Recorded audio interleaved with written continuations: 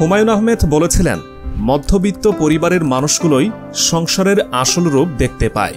সংসারের সেই আসল রূপ দেখেছিলেন আক্তারুন্নেসা শিউলিও।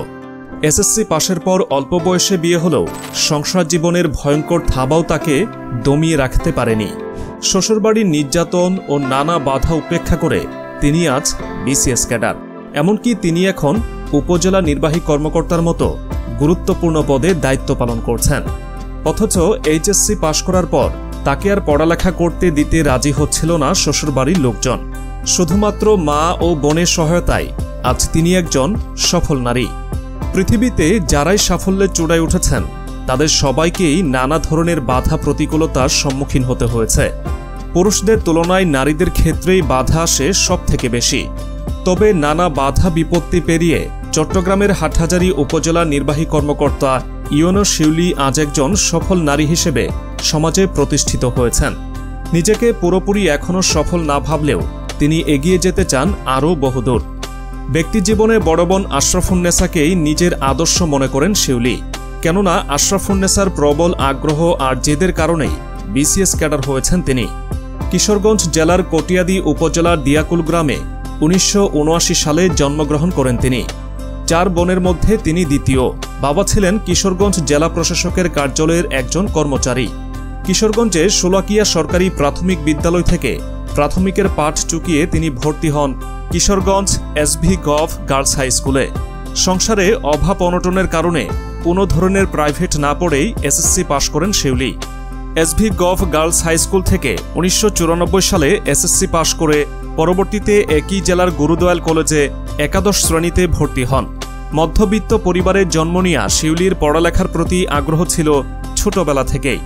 এসএসসি পাশ করার পরপরই বিয়ের পিঁড়িতে বসতে হয় তাকে। মূলত বিয়ের পরেই তার পড়ালেখায় বাধ সাধেন শ্বশুরবাড়ির লোকজন। পাশাপাশি শ্বশুরবাড়িতে অনেক মানসিক নির্যাতনও সহ্য করতে হয়েছে তাকে। তবে জীবনে অনেক বড় হওয়ার স্বপ্ন ছিল তার। একদিন সাহস করে সেই স্বপ্নের কথা শ্বশুরকে জানালে তিনি পড়ালেখা করার অনুমতি দেন। পরবর্তীতে এইচএসসি পরীক্ষায় পাশ করার পর তাকে আর পড়ালেখা করতে দিতে রাজি হচ্ছিল না শ্বশুরবাড়ির লোকজন। কিন্তু পড়ালেখার প্রতি ছোটবেলা থেকেই শিউলির ছিল প্রবল আগ্রহ। সেই আগ্রহ থেকেই শ্বশুরবাড়ির সিদ্ধান্ত উপেক্ষা করে মা ও বোনের সঙ্গে যোগাযোগ করেন তিনি। এরই মধ্যে শিউলি এক কন্যা সন্তানের জন্ম দেন।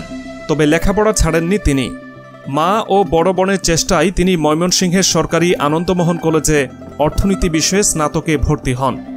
তবে ছোট সন্তানের দেখাশোনা করে পড়ালেখার জন্য সময় বের করতে না পারায় অর্থনীতি বিষয়ে ৬ মাস অধ্যয়নের পর তিনি আবারও রাষ্ট্রবিজ্ঞানে ভর্তি হন। টানাটানি সংসারে টিউশনি করে নিজের পড়ালেখার খরচ চালিয়েছেন শিউলি। আনন্দমোহন কলেজ থেকে রাষ্ট্রবিজ্ঞানে স্নাতক ও স্নাতকোত্তর শেষ করে ২৪তম ও ২৫তম বিসিএসের প্রিলি লিখিত পরীক্ষায় উত্তীর্ণ হয়েও ভাইবা বোর্ডে গিয়ে তিনি আটকে যান। তবে শিউলির বোন আশরাফুন্নেসার জেদ ছিল বোনকে বিসিএস ক্যাডার বানাবেনি। পরবর্তীতে ২৭তম বিসিএস পরীক্ষায় সফল হন শিউলি। প্রশাসনিক ক্যাডারে নিয়োগ পেয়ে রাঙামাটিতে প্রথম কর্মজীবন শুরু করেন তিনি। শিউলি বলেন, তার সাফল্যের পেছনে রয়েছেন তার মা ও বড় বোন। তাদের কারণেই নানা প্রতিকূলতার মাঝেও নিজের পড়ালেখা চালিয়ে গিয়েছিলেন তিনি। বোন আশরাফুন্নেসা না চাইলে তিনি কখনোই বিসিএস ক্যাডার হতে পারতেন না বলেও উল্লেখ করেন শিউলি।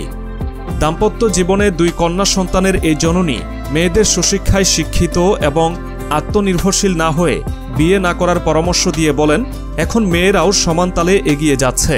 সুশিক্ষায় শিক্ষিত এবং আত্মনির্ভরশীল হয়ে উঠলে কোনো মেয়েকেই বিয়ের পর শ্বশুরবাড়িতে নিপীড়ন সহ্য করতে হবে না।